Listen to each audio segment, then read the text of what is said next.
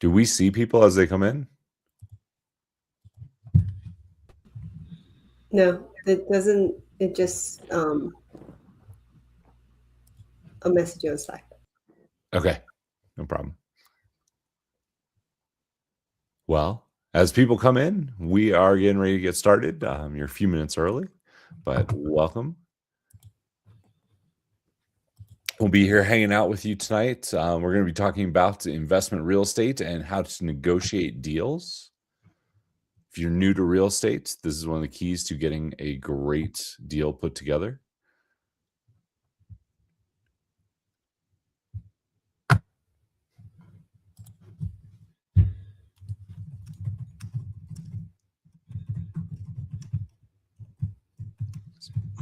All right, guys, as you're hanging out with us, we're going to give people time to come in and get situated. We can see comments. So if you guys want to drop something in the chat, let us know that you're here. We'll give you a shout out. Bob, I see that you're here. Good to see you. Anybody else hanging out with us right now?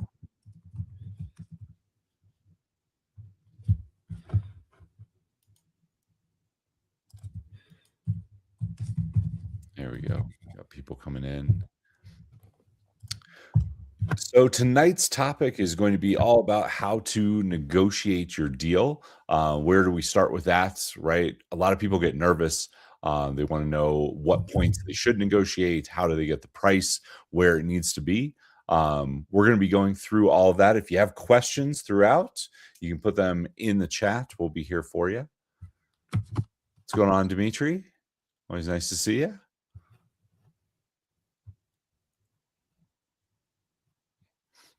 If you're with us and you put something in the chat, let us know that you're here. Tell us where you're from. So we focus on remote investing, investing in the Midwest. So I know we have a couple people on here from Hawaii. Anyone else?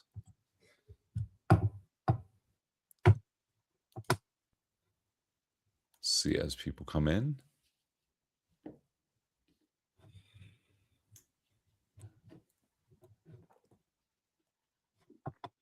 All right. CJ, what exactly are we going to be talking about when it comes to negotiation? I know there's a lot of different points. Simple format on how new investors can renegotiate in deals. Some key ideas and tips and tricks. Cool. I guess, I mean, I know when I started, I was super nervous. I always thought, if I found the deal on Zillow or the MLS, like whatever they said, we pretty much had to go with. You could negotiate a little bit off, but I was always super nervous about making any kind of comment at all. What do you think? What are the main mistakes that people make when they first get started? In negotiating deals or in general? In general, just like, they're usually looking at deals on Zillow, pulling something up. Maybe they're working with a realtor, but like, do you think enough people negotiate hard enough? I guess that's a good place to start. I'd say one of the more common themes I see with newer investors, including our previous history when we were newer, was we didn't know our numbers well enough to then position a deal to make sense. So having that framework around knowing your initial numbers going into the deal, when new information arises, and we'll go into that in the presentation, it's very easy for you to recalculate and pivot to make the deal still make sense versus what I used to do when I first started, which is cancel and even attempt to make a deal. Yeah, I think the two things that I see people do when they first get started is either just completely cancel and walk away from the deal, right? And then they get upset, and you have enough of those, you just give up altogether. Or I think it could be the worst thing is actually buying a deal and overpaying for it because they're so excited. Like, oh my goodness, I got a deal. The seller's actually agreeing. We can figure out how to make it work. And then they shoehorn the deal together. But we both know that money is made when you buy, not after you have the property. If you don't do a good job buying it, it's never going to cash flow well. Yeah. So we're going to be going through the ins and outs of all of this tonight. If you're here with us, drop something in the chat so that we can see you. It'll help us interact with you. If you have questions as we're going through things, you can leave them in the chat as well. We're here to help you. We want to make sure that you're successful when you're getting involved with real estate. We focus on helping people remotely invest across the Midwest. So remote investing comes with its own kind of secrets that you have to get good at, finding the deals, negotiating the deals, how you talk to people, how you get your inspections done. Everything's a little bit different. We're going to be touching on a lot of that stuff tonight. CJ, as we get started, I guess, I mean, you've been doing this for a while now, going on 10, 11 years. How did you get started in this way back when? I know a lot of people here will know your story, but I always like to hear it. Yeah, refresh everybody who has already heard it, and for those who haven't, it's the first time. But we started investing about 11 years ago, and it wasn't because I wanted to do real estate. Let's just put it that way. So prior to real estate investing, I was a UPS driver. I was delivering the brown trucks, all the packages, delivering before Amazon had their own trucks. So I had the joy of seeing a lot of people order stuff and consistently see them through the holiday season, Christmas season. And it was that one particular season where Amazon just dumped a whole ton of packages on us during that Christmas, where I found myself not seeing my family. I was working long hours, 6-7 days a week, going to bed without seeing my family, waking up without seeing them, to a point where my kids asked, well, where's dad? It was just, that's how much time I was away from home. And I was delivering one day this holiday season, and it hit me. Like, this is not what I signed up for. No amount of money is going to make me want to stay at this job. I was overworked, stressed out. I had no financial future, in a sense where I didn't know what it was going to look like, if I could even make it that far to retirement. I had no control over any of that stuff, but I was just frustrated being stuck in this 9-to-5 grind.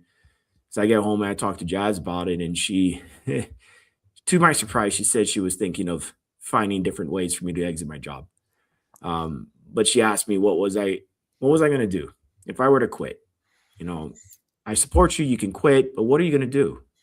I had no clue at all. I was too emotional, too upset, too tired to think of it. So she suggested we look into real estate.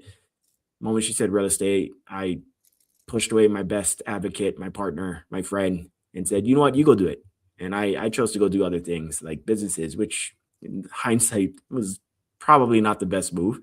Most startup businesses don't fail. And 9 failed businesses later, Jazz is still doing real estate, and I got to humble myself and come back. And I just remember being so intimidated because I knew nothing about real estate. And there's so many strategies and methods of investing in real estate. I was scared.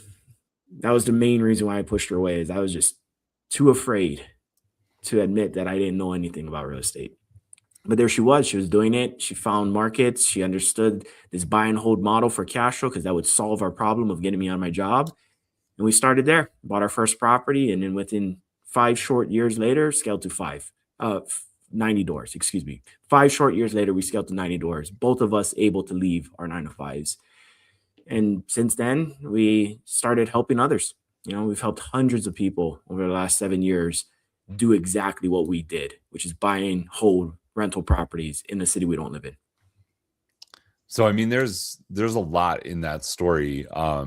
First off, like you said, you had to humble yourself and come back, and that you were kind of scared of real estate. I mean, I think a lot of people look at real estate. They've read Rich Dad Poor Dad, or they've heard they should invest in real estate, but then they start looking at it and just the things that can overwhelm you, right? Having to find a market, having to figure out how to buy a place that cash flows.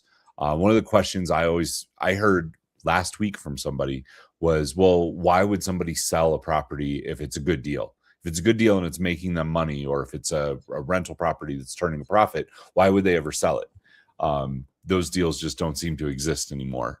So, I mean, what were some of the things that scared you when you were looking way back when? I didn't really understand the strategy, right? Jazz picked it. She picked it because it solved the problem. How do you replace your income? Buy rental properties that produce steady streams monthly. Now I look back, I'm like, oh, that's genius. At the time, I didn't understand it, right? So my biggest fear, and I'm sure some other people on the call are watching, they may have similar fears around like, I don't understand the strategy, which really means you don't know why you're doing it. So until I really understood why we were doing it, even though I stated I wanted to quit my job, I didn't really know what I wanted. You know, I was just frustrated. I was emotional, I was overwhelmed, overworked, tired, all of that. And as I started to immerse myself into the real estate hemisphere or environment, whatever you want to call it, things started to just fall into place because I got clear around what I wanted. I wanted to quit my job. And the only way I could do that, and my wife approved, is I get to replace my income. So I got options, and the options boil down to invest in Hawaii as an active investor to flip, where I get paid once, but there's no consistency, which didn't solve my wife's concerns. She wanted consistency like a paycheck. Or there's buy properties somewhere else that are more cost effective with the rent price ratio there, where it cash flows from day one, and scale a portfolio as quickly as I can.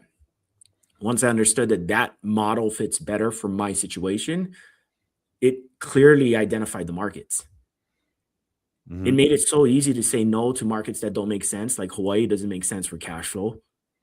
Yeah. But the Midwest did. And then the curiosity around how do I do this in the Midwest led to, okay, I need to figure out what the next thing I need to do. And I just followed this process. Me and Jazz just followed the process of just doing the very next thing.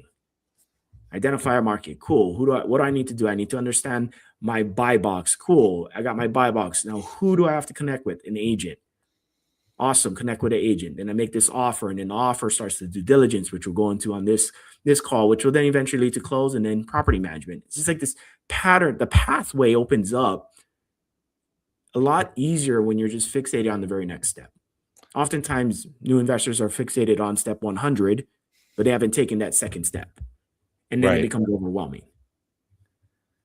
Yeah, I mean, I definitely see that. I hear that all the time in conversations, right? People are thinking about 5 houses down the road, or what do I need to do once I've got properties, or once I've got tenants in, like, how do I handle these? Like, they hear these little things like, you know, the HVAC system went out and somebody ended up with a $20,000 bill. I don't want that to happen.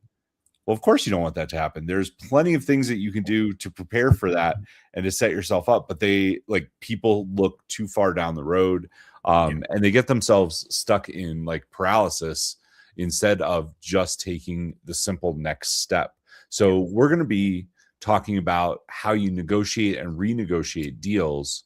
This is kind of once you find a realtor, once you have somebody who's sending you deals, how do you go in and how do you negotiate them? So I think one question that I get that I think comes right before this is, if you're looking on Zillow at properties, how do you find the good deals, right? That's what everybody is nervous about. I know you have some skills around that. And then there's one story I want to tell about it. So how do you find good deals if you're looking on Zillow? Yeah, I mean, the good deals is such a subjective statement. Like it really depends on where you're at in mindset and your experience level. A good deal to a new investor could be a not so good deal to a season one, or a great deal to a seasoned investor could be like, this is a nightmare for a new investor. And it really just starts with the fundamentals. So once you understand, like I said, the strategy, the market revealed itself. And once I got into the market, I was looking at my buy box. We talk a lot about this in our community. You get to have a buy box, and that's really your buying power and your risk tolerance, with the end goal being, in my case, cash flow. So first, I need to know how much I can afford to buy and what's my risk tolerance on an asset that's in that buying criteria, and what cash flow does it produce that makes me satisfied, right? If I simplify a buy box, that's what I would say the first three things are. But once you have that in place, now you go and you look on markets like Zillow, or you may work an off market deal. But either way, you're looking for something to lie somewhere in that range of what you could afford with the risk tolerance that pairs with that range. So if I'm new and I'm looking for just a performing asset, I'm looking for something that doesn't need a lot of work, that may or may not have a tenant in place, or could be easily moved into quickly with no downtime. That could be a avatar buy box for a new investor.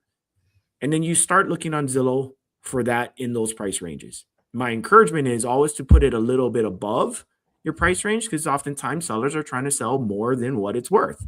So now you get to create the deal. You get to offer according to the information at hand, and then also restructure it through new fact finding through the renegotiation phase.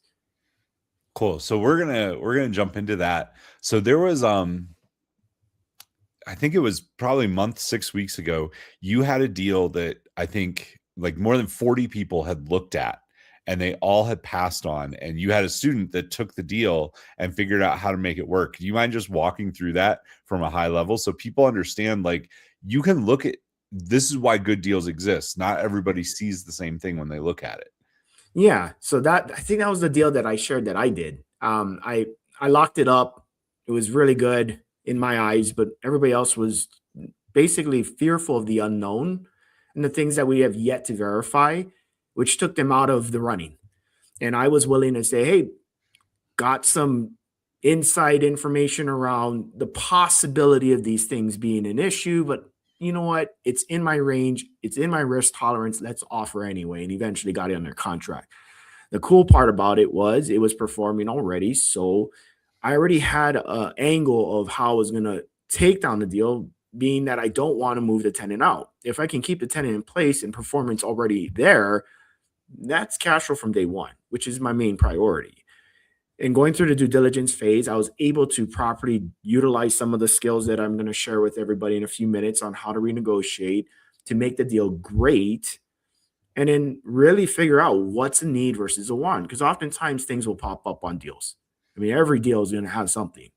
And if you don't find anything on a deal, the question is your team and you doing the proper due diligence? Because there should be things found. Doesn't mean you're going to negotiate on it, but you need to understand no property is perfect.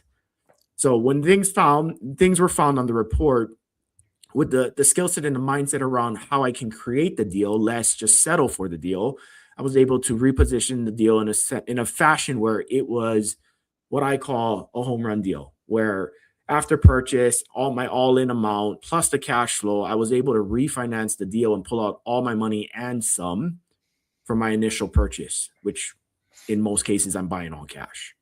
That way it sets me up for the possibility of creating equity versus buying in finance where I get to allow my capital to work. It's just going to be working capital. But I think it was 10, 20 people that passed on the deal started kicking themselves for it because they realized, oh, I didn't think of that. And that just comes from reps. That's all it is. I'm not necessarily smarter or more clever in that sense. I'm just somebody that has a lot more reps than some of the people in the space at the time. Yeah. I mean, that really, like, reps analyzing the deal and being able to look at it like non-emotionally. I remember way back when I looked at my first property, I was so excited that the seller was willing to like work with me a little bit on it that I overcompensated and like I ended up overpaying for the property. But also just like looking at it and being so excited, like, oh my goodness, I'm going to finally buy a property. You have to take the emotional piece out of it and just negotiate on the numbers and on how the deal is going to work versus like, oh, it's a house and I have to own it and I love the cupboards and I love the color of it or I love this, right? You see people get kind of emotional about stuff a lot. It's one of the things I think actually remote investing takes off the table because you're not walking into every property, looking at it, getting, that emotional hit. If you guys have questions as we're talking through stuff, please put them in the chat. That's why we're doing this. We're here to help you guys. And we want to help you learn how to invest. That's why we're here. So if you put them in the chat, we'll address them as we go through this. If you want to book a roadmap call, Jasmine, if you want to put the link in there, if you want to learn how we do this, you're welcome to book a call with me. You can click the link Jasmine just put in the chat. That'll get you on my calendar for a 30-minute call. I'll be happy to walk through some stuff with you there and show you what we do. But let's go ahead, CJ, and jump into it. So, we're going to start at the beginning. You find a property. What do you do from there? Well, when you find a property, you go and make an offer on it, right? You run your numbers, analyze the deal, but make the offer. And then 10 of the offers to make an offer that's aggressive. I don't believe in lowball offers. Because everything I'm doing, I'm calculating. I'm calculating and making an educated, informed decision off of the information I have right now, real time. And that's where I feel I made a lot of mistakes as a new investor, and I see it happen over and over again with new investors who are coming into it now, is they're going to predetermine things that aren't proven. So they're making up stuff up front, which then can take them out of a competitive offer. I like to say my offers are aggressive because if there is information, I'm going to use that and analyze it with that information, assuming that that information is valid. And I'm going to verify it through the due diligence process, which will then lead me to what the presentation is about, renegotiating the deal. Okay, so walk me through what you mean by that. So you're looking at stuff. You said people a lot of times either make stuff up or put something there that's not actually happening. What do you mean by that? It's very common. I mean, we all have fear in something we've never done before, and it's just part of the process of doing something new. You're going to have fear. And if I were to put myself and not speak for anybody else, but when I first started, my fear was, well, what if there's an active leak in the plumbing that I'm not aware of? What if the roof is leaking and it's causing mold? And what if the HVAC is not operational? What if the tenant's not real? Shoot, what if the house is not even there? Because ChatGPT put up a house, made it look real. I mean, there's all these things that we tend to make up when we're new because we don't have the experience. Yeah. Right. So, I mean, that's that part where if you don't do enough analyzing of deals, you're going to find a reason not to do a deal. I'm always looking for the reason to do the deal.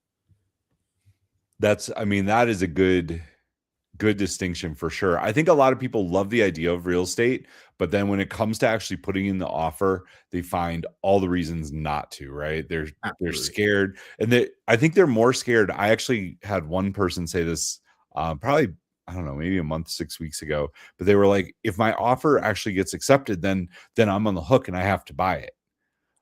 Good. That's what point, you want. Right?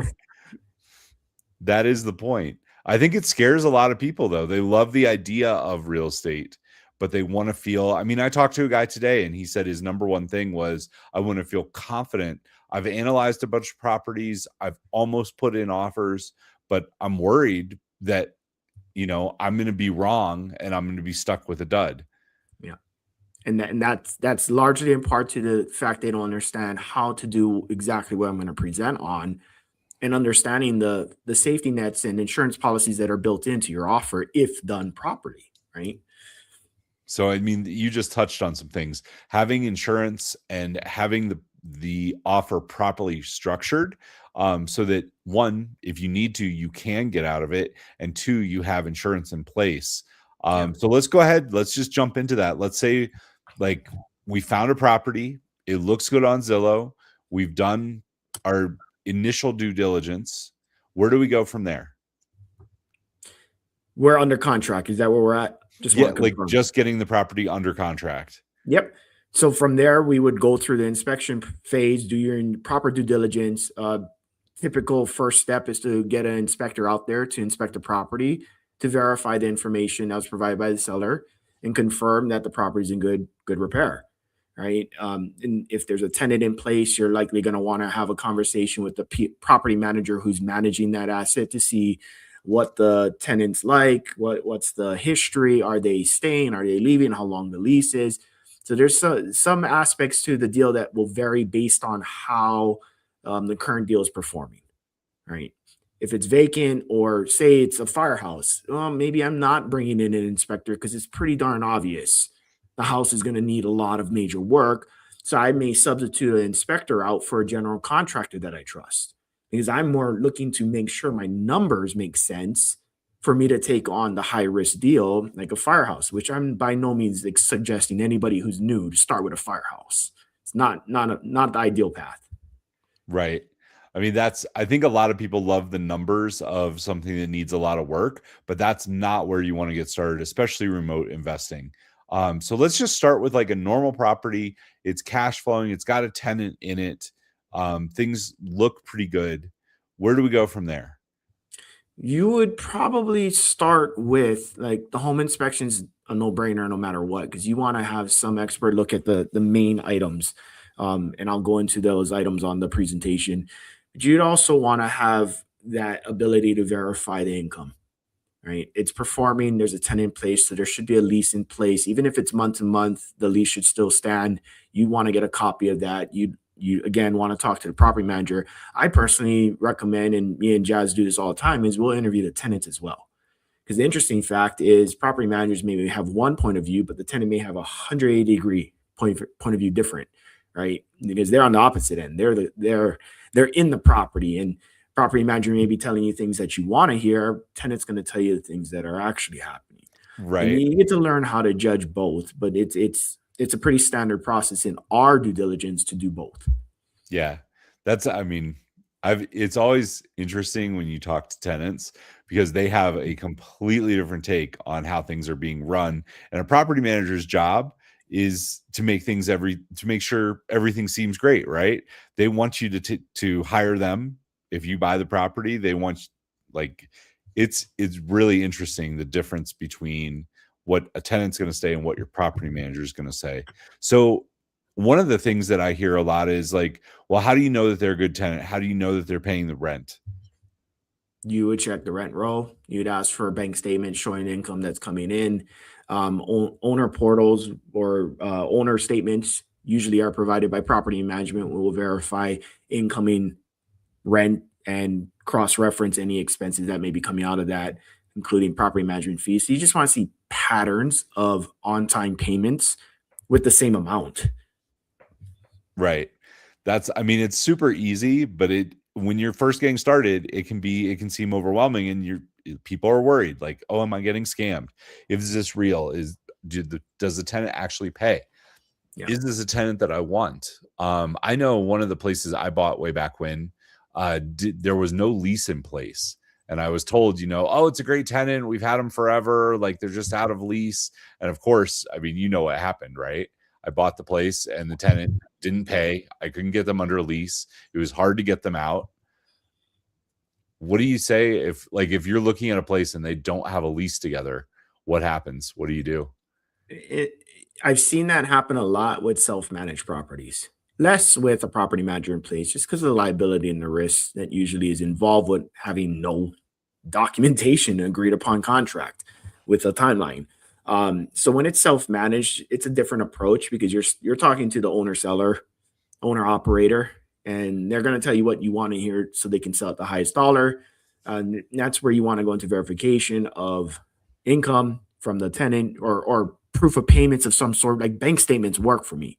So if you're saying they're paying $1,000, give me the last 12 months of deposits into a checking account, redact everything that's not applicable. I just want to see money coming in, and I want to make sure it's not like just cash. You know what I mean? The cash or Venmo or all these other alternative ways to pay rent, which isn't the cleanest way to do business, which makes me go a little bit more on the aggressive conservative side on my approach. And I get to prepare and assume I may have an eviction. So then I'll roll in my numbers, right? The cost of what a possible eviction is while establishing a conversation with the tenant who is supposedly renting the property and really get into the weeds of it. Like, how long have you lived here? How come you have never created a contract? Well, what was the hesitation around signing something legal binding to protect yourself as a tenant, let alone protect the owner as the landlord?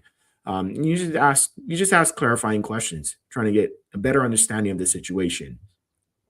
Yeah, that is really what you're doing. So there's a couple questions in the chat. Samuel asks, does your realtor talk to the tenant for you, or do you personally contact them? It It's more of a comfort level. If you don't feel competent, you can ask your real estate agent, and they're not necessarily going to do it for you. And honestly, you want to do it. You want to have that conversation and that understanding for yourself. So it's not secondhand information. So we typically will interview the tenant ourselves. And then I'll piggyback on to Derek's question, like, has it ever backfired? Yeah. I mean, if you're calling from your personal number, one, they won't answer because it's a different area code, likely if you're investing out of state.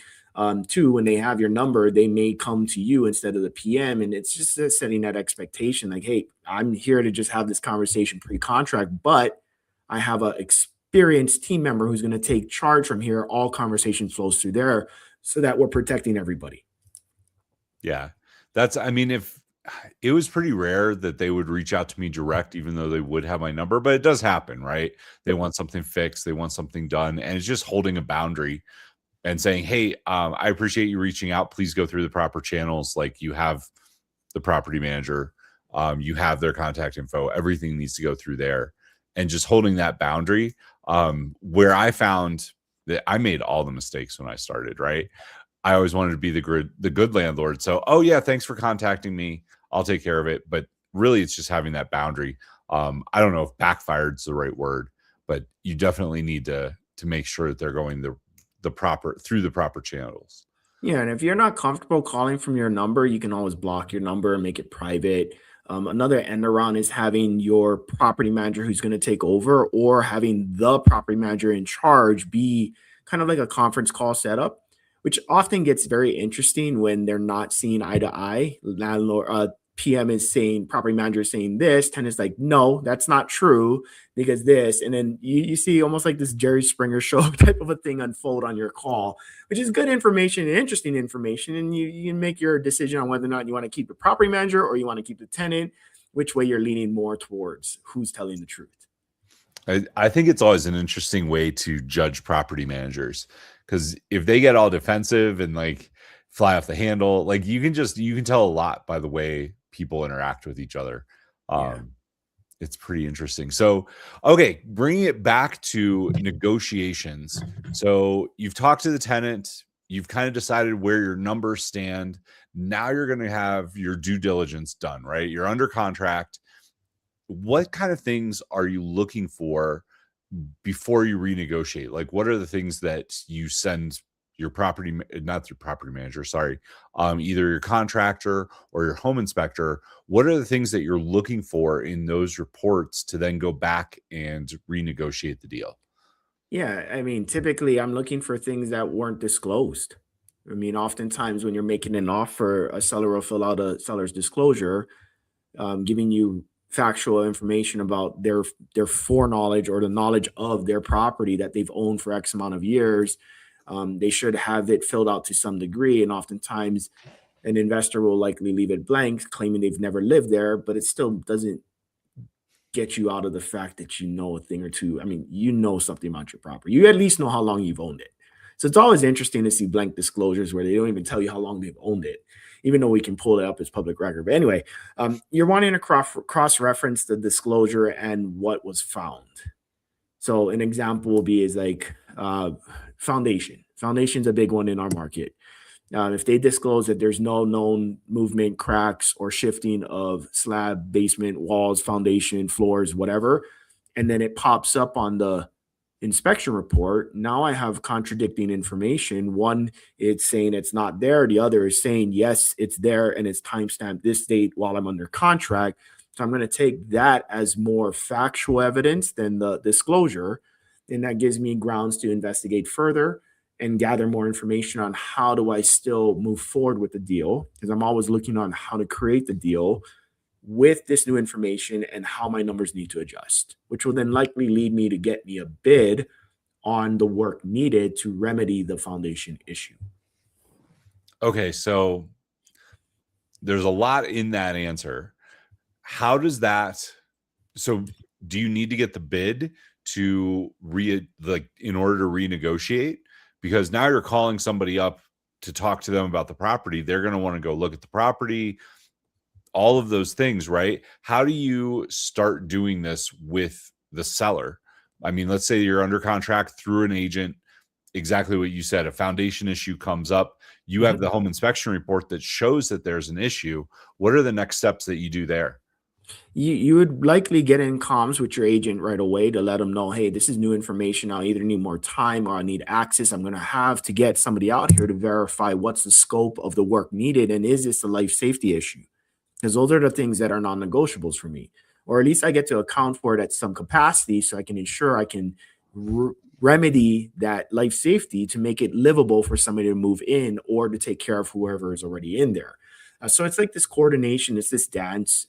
Communication is so important in this phase because if you fail to communicate one piece, it's like a disconnect in dominoes. You're not going to have them all fall down.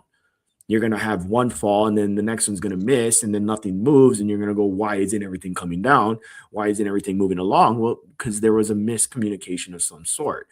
So you're going to want to make sure that you're accounting for some adjustments with the new information and whether or not it makes sense to pursue further information.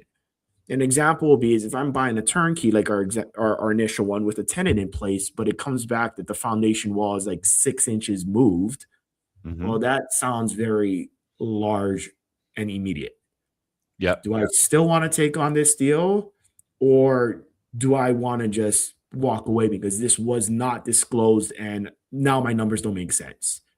Or is it something where, okay, there's some cracks, but there's no real movement? What do I need to do to make sure that it doesn't get worse? And then the cost of finding out more information and getting those numbers could make or break your decision on how to pursue the deal. Now, I'm always looking how to create the deal. So I'll do one or two things in that moment. If it were a massive, unexpected, large, perceivable expense, I'll be straight up with the sellers. Like, I need more time and I need to know you're willing to work with me around this because one, you didn't disclose this and now you get to moving forward. Two, I'm still interested, but realistically, it's going to be a price adjustment or a credit or for you to do work. Right. And have that conversation early on. So I'm not throwing money at a structural engineer, which could be another $500, right? Because if they're not motivated to sell, they're like, well, no, it's fine. The tenant's in place. They've been there forever. They're not complaining. Well, for me, maybe a lender might not lend on it. So I get to really assess whether or not I want to take on that risk of not being able to refinance out, that I might be forced to fix the foundation wall. I mean, I think that right there, there's two things that I heard in that conversation. The first one is you're being super upfront with the seller. I think a lot of, especially newer investors, are really nervous. Oh, if I say something to the seller, they might get upset. They might, pull out. Like, how do I approach this? And you're just this comes with experience, right? You're just being completely transparent and upfront. Hey, we found this. It means that either we're going to need to work on the price or you're going to have to fix this in order for us to move forward. Is that something that you're willing to do? Yeah. That lets them know, like, one, I think that's just professional, straightforward. You're not being nervous about it. You're not being difficult. You're just putting it out there. And they're going to tell you, yeah, this is something we might be willing to figure out, or no, it's not. If it's no, then, hey, it kills the deal. But your attitude is there's always a deal here. How can we figure out how to make this work, right? There's a common problem. You want to sell and I want to buy. And it needs to work for both of us. And like you said, it stands out as different, professional, which then eliminates a lot of other types of investors who are just really cutthroat or just trying to create the most amazing deal for them, but not give a rip about the seller. Like, no, I'm looking for what I need. I'm not going to take any more than what I need to get the deal done. Because I ran my numbers on the front end. If I stay within my numbers, the deal still stands. And oftentimes with the unforeseen large ticket items that pop up on a report that wasn't disclosed, and maybe the seller didn't even know about it, I still want to find a way to make that deal work. Right. So I'm giving them the benefit of the doubt. And I'm giving them the option. Do you want to work with me? Or do you want to cancel and take your risk on not having to disclose this moving forward, which once you said wasn't even there? So I guess the other question that comes up for me in this, what are the big ticket items that you're looking for? And what are the things that, like, you don't really bother negotiating on? Big ticket items I'm looking for are like the roof, HVAC, plumbing, electrical foundation, like the big five. These are often items that are very costly one time, right? And can make or break a deal. And they also don't necessarily add value to the property, but they're needed to keep it safe and sound for the extent of the buy and hold model. Like I'm buying a hold. So the longer I hold, the higher the chance of these things becoming an issue sooner rather than later. So if I can account for them on the front end, then I can be very strategic around being that person that renegotiates with fact, less emotion around the roof is beyond useful life. There's signs of leakage. This can lead to mold, which then is a health safety issue for my tenant or my future tenant. This is why I need X off, or I need you to replace it. That's super clear cut. You can tell you've done this a couple of times. Just a few. I mean, how many houses would you say, or what would be the percentage that you actually do end up renegotiating if there's a problem with one of the big? Yeah. I mean, there's so many variables in renegotiation that you can account for. So I like to focus in on what I can control. And it's my initial assessment and numbers. How good was I when I came into the deal with information provided? How good was my team and I coming to conclusion around what's a need versus a want? And then formulating in a fashion where it's not an offensive type of a offer. Rather, it's a factual, evidence-backed with documentation and numbers down to the cent offer. I'm just going to go off of my 2025 stats. I was under contract on 90 something properties and I closed on 43. So do the math. That's like 50 properties, give or take, that didn't close, which means the seller didn't move. That's less than a 50% close rate, just purely off of variables that sellers may have not been as motivated as I thought, or were willing to risk it with the new information, or just were stubborn. Yeah, sure. You know? I mean, I want to point out 50% success rate and making an offer and going through, that's pretty normal. Actually, I think that's probably high. I mean, mine when I started making a lot of offers, my close was probably 30 or 40%. And that's an okay thing. I think a lot of people are very worried about, well, I'm going to get under contract. Something's going to happen where there's an issue with something, and I'm going to be stuck with a property. How, like, this seems common sense, but how do you get out of a deal if you find something, let's say the foundation issue, or there's an HVAC or a roof problem?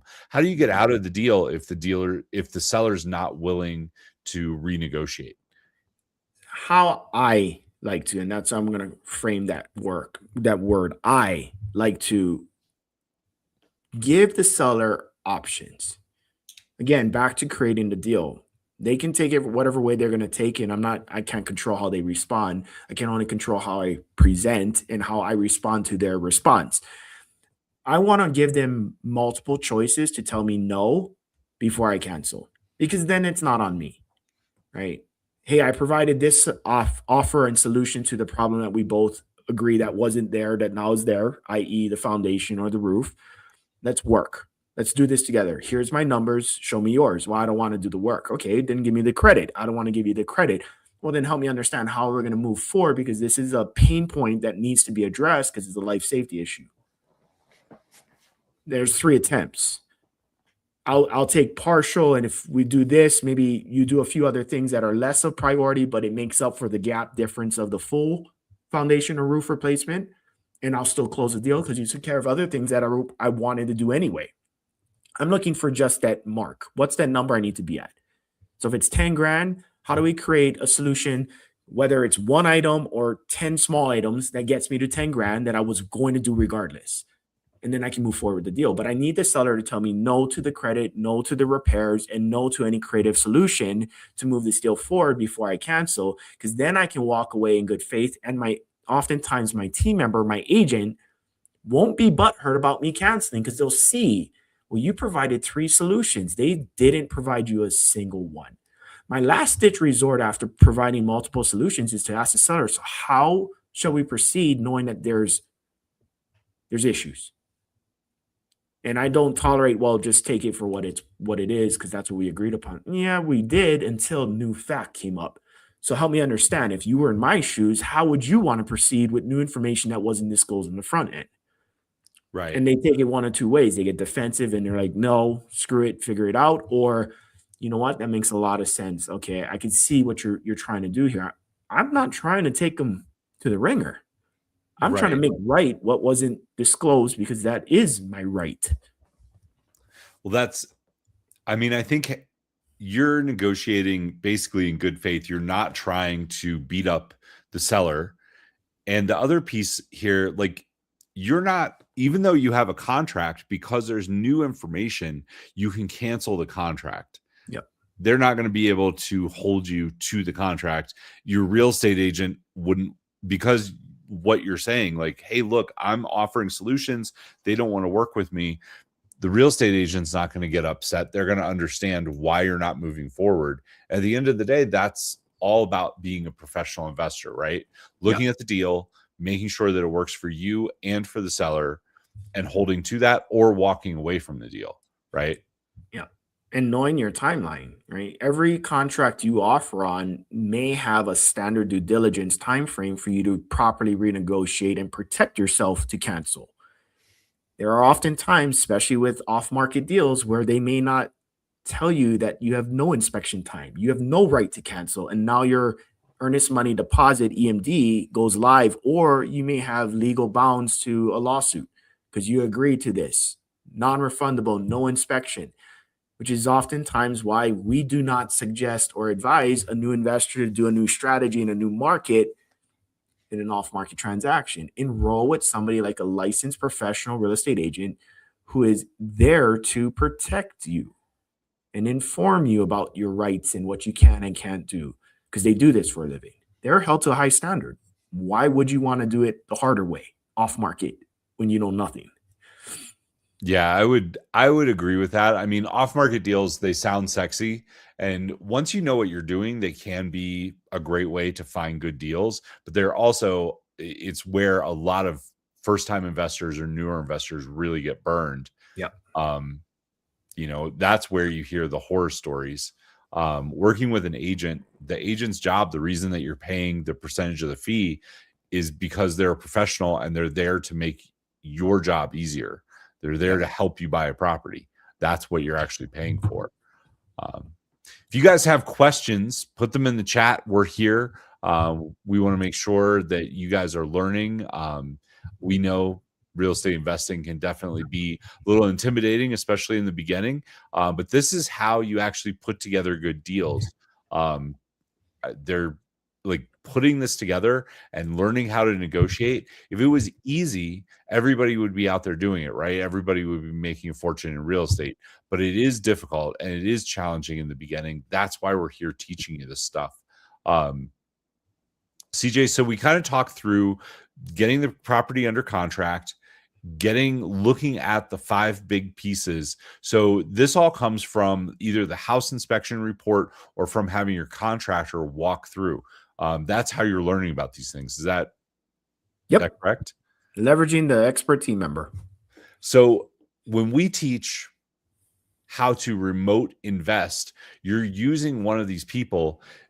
One of the questions we get a lot, like I hear people say, well, I would still kind of want to walk through the property. Do you think you're going to find something that these people wouldn't? Is there any reason that you would walk the property versus having a home inspector or your contractor walk it? No, not the expert. Like, what am I going to see that it's going to change anything? If anything, I'm going to get a lot more emotional around the deal, which oftentimes kills the deal. Yeah. It either kills the deal or you end up overpaying. One of the two. Yeah, for sure.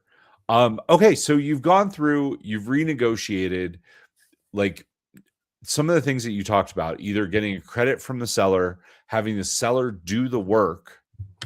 If you have the seller do the work, how do you know that it's done correctly?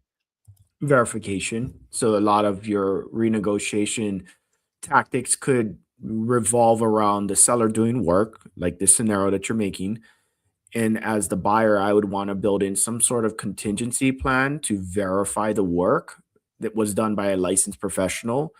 It either carries a warranty or it doesn't. It doesn't matter to me. But also third party verification.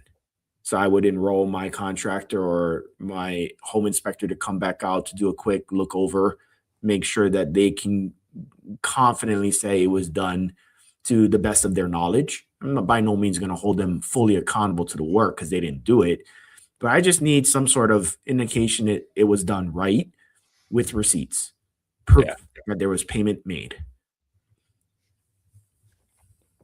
So I think that's, I mean, I know people get worried about that. Like, oh, the HVAC system, it needs replaced. They're going to come out, but they might have somebody work on it that's not going to make it up to, like, it'll get it fixed for the sale, right? But it's going to go out down the road. Or same with a roof repair, or foundation's a little bit more major because you're going to actually have somebody come in and do the work. But roof repair, they might replace a couple shingles, they might do a little bit, but is it really going to hold up? How do you make sure that the repair, like, I know you said you're looking at it, you're making sure the payment was made, but how do you know that they actually went above and beyond and did the piece that they were supposed to, like, fully repaired it? Yeah, and documentation, right? The befores and after pictures, the invoice receipt showing that what they did was what they said they were going to do, backed with third party verification. I mean, that's the full extent, in my opinion, for you to get the closest to verifying outside of doing it yourself. And you're going to have to run with it. And here's why. I'm going to share a story because, yes, that's fear of, well, they don't do it right. It's only going to last a few months and then it's going to break or crap out like an HVAC system. Well, here, a scenario of a recent transaction where I got the seller to replace the HVAC, completely brand new unit, and within a month of vacancy got stolen. How is that the seller's fault? And how is it my fault? I can't tell what's going to happen post close. And you're going to always have opportunities like that arise when you do this type of strategy. So, like you said in the beginning, if it were easier, they would be doing it. It's not. Then goes back to the skill set of how did you run numbers? Did you buffer in contingencies? Are you putting away for reserves for the what ifs? More like when it happens.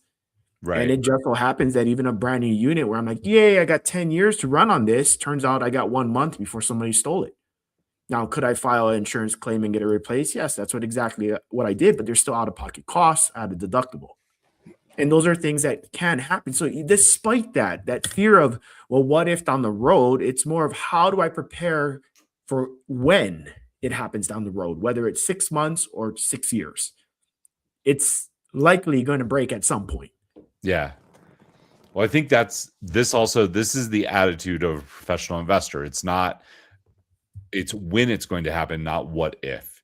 And if you're planning for it, if you have your numbers correctly, I mean, we always teach, like, you should be doing holdbacks every month and you should start with some money there. I mean, 1 month is kind of crazy, but it happens, and being prepared for it, you're not upset about it. I'm sure you weren't thrilled, but at the same time, you weren't losing a lot of sleep over it.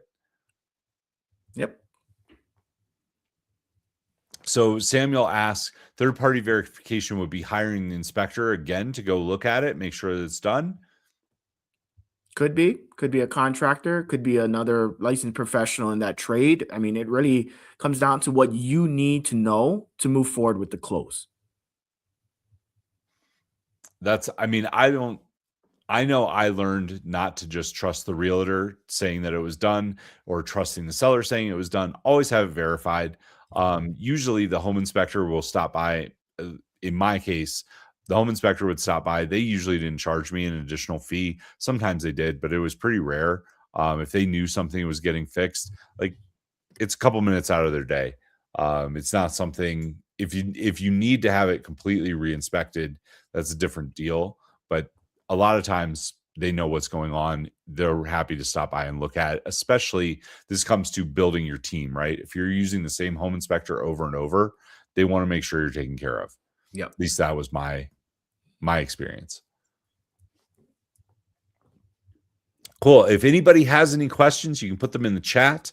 If you want to flesh out your roadmap for remote investing, you can book a call with me as well. Jasmine, and put the link up above. We'll put the link in the chat for you. You're welcome to book on my calendar. I'm happy to walk you through what we do at WNN and how we do it. CJ, I think we covered a pretty good deal. Is there anything that we missed that you want to run through?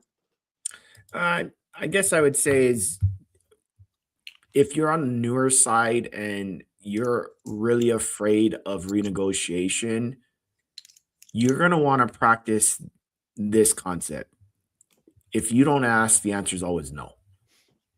And when you ask with facts and when you ask with accurate numbers, you're likely to get a more positive response. And just know I'm less than 50% on my close rate too. So that means I've been told no a lot from deals that I really did, in my opinion, attempt to make the deal work from all angles that I could think of without expending too much time or money with a seller that wasn't motivated. And I just encourage you to do more. You just got to put in the reps. The more you do this, the easier it gets. The more creative you can formulate some solutions. I mean, I think looking at it as a fun, like looking at the whole experience as a fun, creative, like how can I make this deal work versus, oh, it doesn't work. There are no good deals out there. It's all up here in your head. There's a book I read a long time ago that was it was called Go for No. It was a sales book actually, but it applies here. And it's like you want, like the more no's that you get, that means that you're doing your job correctly. If you just walk away from all the deals, if you look at deals and you just constantly find reasons not to make offers, my question to you would be, do you really want to be an investor? Like it goes back to what we talked about in the beginning. The scariest part for new investors is they might actually say yes to your offer and then you might actually have to close on it, which is what you say you want.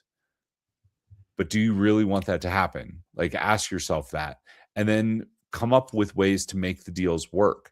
The sellers can always say no. That's their right. They can walk away. They can try to find somebody else to buy the property. I've had people come back. I remember I had a deal come back. I want to say it was 6 months. This is a long time ago. We had put something together. I had made some creative financing offers. They said, no, we're going to stick in the market. We think we can sell it for more than what you're offering. 6 months later, they came back and I actually renegotiated because at this point I said, hey, we're way down the road. And I got it for under what we had offered 6 months earlier. Right. Because they were at the end of their listing. They wanted to get rid of the property. They were sick of sitting on it. They let it go for even less. And if I would have never put in that offer at the start, we never would have got there, 6 months later.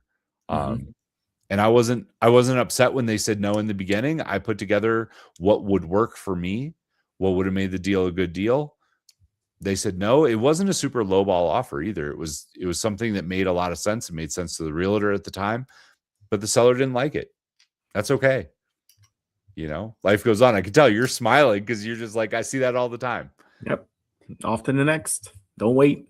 Yeah. There's a deal of the century every other day. They pop up. Yeah, you're laughing because you see that, right? Like you get emotional in the beginning. You're like, oh, I really want this deal. I really want it to work. And then it doesn't. And absolutely. Just moves on. I was just talking to somebody new in the space who joined our community like a couple days ago. It's like, you got to go analyze an offer on like 100 deals. By the time you get to your 100th deal, you're like, man, this is just math. That's all it is. It's just math, and it's just putting the offer in. You like in the beginning, I know I've heard people say like, oh, I don't want to offend the realtor. I don't even know if the realtor will put in this offer. It's their job to put in the offer. Yeah. They'll put in the offer. If they don't, you can find a different realtor pretty easily. But I think I've maybe had 2 realtors over the course of 25 years say like, oh, we might not put this in.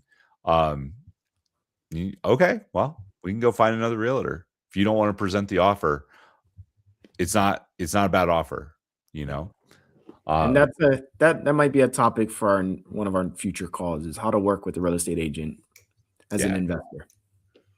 That's working, like letting them know you're an investor up front and being professional. Honestly, you talked about communication skills and you talked about being professional. Those are the two things. If you're upfront with people and you communicate clearly and efficiently, people will respect you. They might not always agree with you, but they'll always respect you, and it stops a lot of the negativity. Samuel says, "Where's the perfect deal?" Perfect deal's there. It's always there. Or there's never a perfect deal, but a good deal is always there. I guess it depends how you look at it. Yeah. All right, guys. I think that is going to wrap up our negotiation training for today. If you have questions, you can always reach out to us. If you have anything last minute, you can put it in the chat. We're here to help you. You can grab a call with me if you want to go through how we work with people. I'm happy to put together a roadmap for you. Otherwise, you can respond to us through any of the texts or emails that we send out. Those always come back to us. We're happy to talk to you.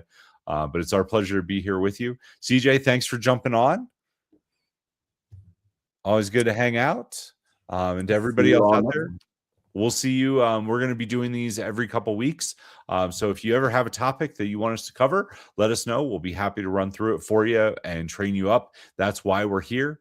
It's always great to see you. Till next time, guys.